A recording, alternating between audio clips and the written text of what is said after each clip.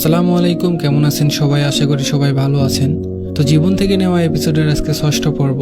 তো আজকের পর্বেও আরেকটা ভালোবাসার গল্প শেয়ার করব, আশা করি আপনাদের ভালো লাগবে। আজকের গল্পটা পাঠিয়েছে মহেশপুর বাথানগাছি থেকে তৌহিদ নামের এক ভাই।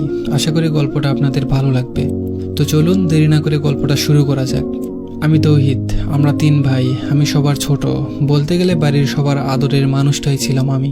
সালটা ছিল 2019, তারিখটা ঠিক মনে পড়ছে না। আমার বয়সটা তখন 15 বছর। আমাদের বাড়ির পাশে একটা নতুন মসজিদ আছে। বিকেল হলেই আমরা অনেক মানুষ মসজিদের পাশে গোল্লা শুট খেলতাম। হঠাৎ একদিন দেখি ওখানে 3-4টা অপরিচিত মেয়ে আসছে। আমি ওদেরকে এর আগে কখনো দেখিনি। ওদের ভিতরে একটা মেয়েকে দেখে আমার ভালো লেগে যায়। পরে আমার বাড়ির পাশে একটা মেয়েকে জিজ্ঞেস করি ওই মেয়েগুলো কারা। সে বলল আমার বান্ধবী। তারপর আমি ওই মেয়েটাকে বলি তোর বান্ধবীর সাথে আমি রিলেশন করব। তারপর ও ওই মেয়েটাকে আমার কথা জানাই। জানানোর পরের দিন সে আবার আমাদের এখানে আসে। সেদিন আমাদের প্রথম কথা হয়েছিল। আমি তারে বলি তোমার নাম কি? সে বলল আমার নাম পুষ্প। তারপর থেকে আমাদের সম্পর্কটা শুরু হয়। ওর বাসাও আমাদের গ্রামের। আমার বাড়ি থেকে ওর বাড়িতে হেঁটে গেলে 10 মিনিট সময় লাগে, কিন্তু আমি ওকে চিনতাম না। তারপর থেকে প্রতিদিন আমাদের বাড়ির পাশে আসতো আমার সাথে দেখা করার জন্য। আর ও বাড়িতে বলে আসতো যে আমি লাইব্রেরিতে যাচ্ছি পড়তে। বই পড়ার নাম করে প্রায় 3-4 মাস এভাবেই প্রতিদিনই আসতো। তারপর আমাদের সম্পর্ক এমন হয়ে গেল যে দুজনকে ছাড়া থাকতেই পারতাম না। তো পুষ্পর ছোট ভাই একদিন ওকে দেখে ফেলে ওই লাইব্রেরিতে না যেয়ে আমার সাথে কথা বলছে। সেদিনও বাড়িতে গিয়ে সবকিছু বলে দেয়। তারপর ওর পরিবারের লোকজন ওকে অনেক মারে। আমাদের দুইজনের কারো কাছে তখন ফোন ছিল না। তখন 1-2 সপ্তাহ ওর সাথে আমার কোনো কথা হয়নি, দেখাও হয়নি। এরপরে ও একজনকে দিয়ে খবর দিয়েছে আমাদের বাড়ির পাশে হিন্দু পাড়া আছে, ওখানে আমি যেন বিকেল 4টার সময় যাই আর ওর সাথে দেখা করি। আমিও তো অনেক খুশি, অনেকদিন পর ওর সাথে দেখা হবে, কথা হবে। আমি ঠিক 4টার সময় চলে যাই। গিয়ে দেখি ও আরো আগে এসে আমার জন্য অপেক্ষা করছে। তখন আমরা দুজনকে দেখে জড়িয়ে ধরি। কিন্তু সেদিনও আমাদের কপালটা অনেক খারাপ ছিল। ওখানে ওর ছোট ভাই আবারও দেখে ফেলে আমাদের দুজনকে। আর সেদিনও ওর ভাই ওকে অনেক মারে আর বাসা থেকে বের হতে দেয় না। তারপর থেকে আর ওর সাথে যোগাযোগ করতে পারিনি। ওকে না দেখে আমি থাকতেই পারছিলাম না। তখন কি করব কিছুই বুঝতে পারছি না। তারপর হঠাৎ একদিন দেখি ওদের বাড়ির সামনে একটা বাড়ির কাজ চলছিল। তখন আমি ভাবলাম আমিও রাজমিস্ত্রির কাজ করব।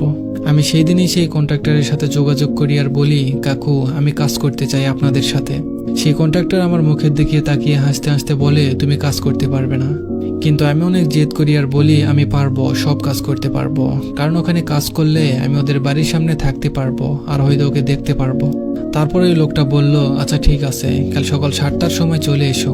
আমি অনেক খুশি, কিন্তু রাতে আমার কিছুতেই ঘুম আসছিল না।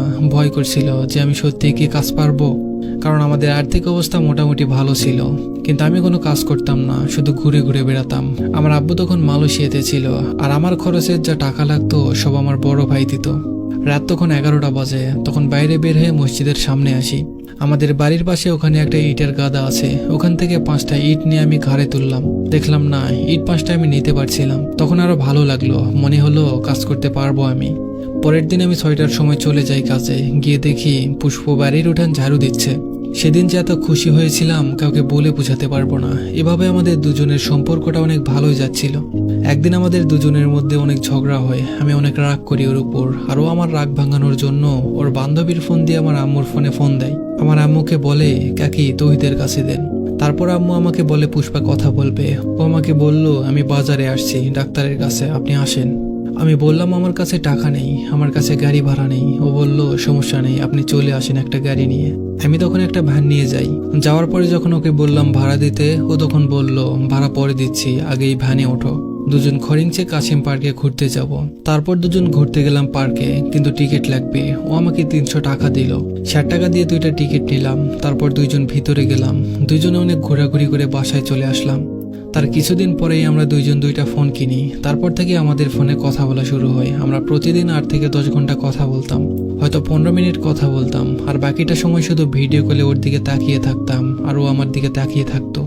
একদিন আমি বন্ধুদের সাথে আড্ডা দিচ্ছিলাম। তখন হঠাৎ দেখি ও একটা ভ্যানে করে বাজারের দিকে যাচ্ছে। আমি তখন একটা বন্ধুর সাইকেল নিয়ে ওর পিছনে পিছনে যাই, কিন্তু ও তখনও আমায় দেখেনি। আমি দূর থেকে দেখছি পুষ্প একটা কসমেটিক্সের দোকানে গেল আর কিছু কেনাকাটা করে আবার ভ্যানে উঠে পড়লো বাসায় আসবে বলে। এই দেখে আমি আগে থেকে সাইকেল নিয়ে আবার বাসায় রওনা দিলাম। আমি বাজার থেকে একটুখানি এসেছি, তখনই ও আমাকে দেখে চলন্ত ভ্যান থেকে লাফ মেরে দেয়। আমি ওকে বললাম এভাবে লাফ মারলে কেন, যদি তোমার কিছু হয়ে যেত? তারপরও বলল কিছু হবে না, চলেন ঘুরতে যাই। আমি তখন বললাম সাইকেলে কোথায় ঘুরতে যাবা? ও বলল, আপনার ইচ্ছা, আপনি যেখানে নিয়ে যাবেন। তারপর আমরা দুইজন হেঁটে হেঁটে বাজারটা পার করলাম। তারপর একটা মাঠের রাস্তা আছে, ওখানে গেলাম দুজন। আমি সাইকেল চালাই আর ও পিছনে বসে আছে।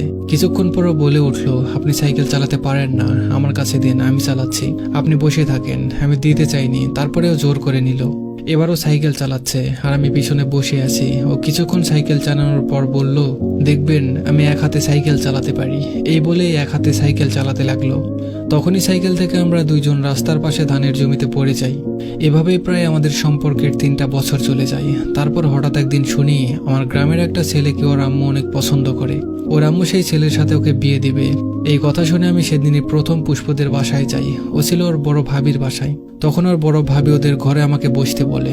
তারপর ওর ভাবি পুষ্প এবং পুষ্পর আম্মুকে ডাক দেয়। তখন আমি পুষ্পর আম্মুর পা জড়িয়ে ধরে কান্না করে বলি, আন্টি, আমি পুষ্পকে ছাড়া বাঁচবো না, ওকে আমায় দিয়ে দেন, আমি ওকে কখনো কষ্ট দিব না। তারপরে ওর আম্মু আমাকে সেই ছেলের কথা বলে। বলল, ওই ছেলের 2-3টা গাড়ি আছে, বাড়ি আছে, প্রায় 60 থেকে 70 লাখ টাকার মালিক ওই ছেলে। আর তখন আমি এত কান্না করি যে আমার কান্না দেখে ওর আম্মু আমাকে বলে, আচ্ছা ঠিক আছে, তোমাকে 5 বছর সময় দিচ্ছি আমি। এই 5 বছরের মধ্যে আমার মেয়েকে বিয়ে দিব না, কিন্তু এই 5 বছরের মধ্যে তোমার ওই ছেলের মতো হয়ে দেখাতে হবে। আমি কিছু না ভেবে রাজি হয়ে গেলাম। আমি অনেক খুশি, 5 বছর সময় পাইছি। এই 5 বছরে আমি যে করেই হোক ওই ছেলের মতো হয়ে দেখাবো। এই জন্য আর আমি দেশে থাকতে পারলাম না, মালয়েশিয়া যাওয়ার জন্য নিয়ত করলাম। ও আমাকে তখন বলে, আপনি চান যে আমার আম্মুকে দেখিয়ে দেন যে আপনিও পারেন, আর আমাদের ভালোবাসাটাও সত্যি ছিল। তারপর পাসপোর্ট করলাম। অনেক শখের বন্ধু, মা, ভাই সবাইকে ছেড়ে 2023 সালের 21শে ফেব্রুয়ারি রাত 11:50 আমার ফ্লাইট হয়। অনেক মানুষের কাছে শুনেছি দেশ ছেড়ে বিমানে উঠলে অনেক কষ্ট হয়, কিন্তু বিশ্বাস করেন আমার এক ফোঁটাও কষ্ট হয়নি। আমি অনেক খুশি ছিলাম যে আমি মালয়েশিয়া পৌঁছে গেলে আমি অনেক টাকার মালিক হব এবং পুষ্পকে বিয়ে করতে পারবো। মালয়েশিয়া